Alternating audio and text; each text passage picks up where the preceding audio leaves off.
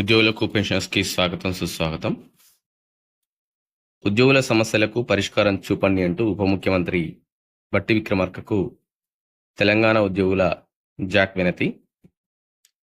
దీర్ఘకాలంగా పెండింగ్లో ఉన్నటువంటి ఉద్యోగుల సమస్యలకు పరిష్కారం చూపాలని తెలంగాణ ఉద్యోగ గెస్టెడ్ ఉపాధ్యాయుల కార్మిక పెన్షనర్ల యాక్షన్ కమిటీ ప్రభుత్వానికి విజ్ఞప్తి చేసింది.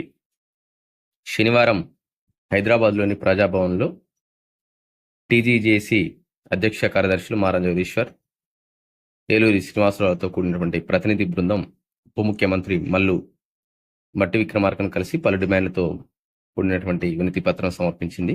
ముఖ్యంగా ఇందులో సిపిఎస్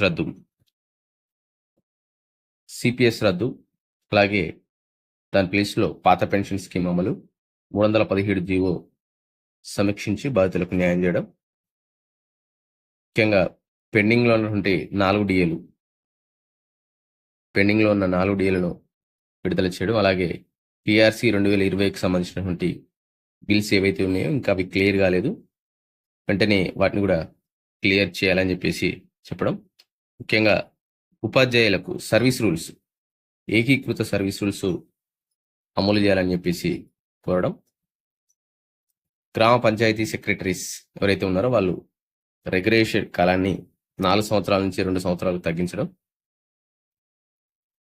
అలాగే రెండవ పిఆర్సీ తెలంగాణ రాష్ట్రం ఏర్పడిన తర్వాత రెండవ పిఆర్సీ అది కూడా 51% ఫిట్మెంట్తో ప్రకటించడం, ఇలా చాలా రకాల సమస్యలను అయితే దాదాపు ఒక 54 రకాల సమస్యలు 54 సమస్యలను వారు డిప్యూటీ సీఎం దృష్టికి తీసుకెళ్లడం జరిగింది.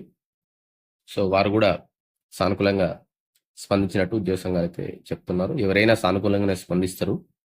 మరి త్వరలో ప్రాధాన్యత క్రమంలో ఉద్యోగుల పెండింగ్ సమస్యలను మరి పరిష్కారం లభిస్తుందని ఆశాభావం వ్యక్తం చేశారు. ఇది మనకి ఈరోజు వార్త. మొదటిసారిగా ఛానల్ చూసిన తప్పకుండా సబ్స్క్రైబ్ చేసుకోండి, లైక్ చేయండి, షేర్ చేయండి.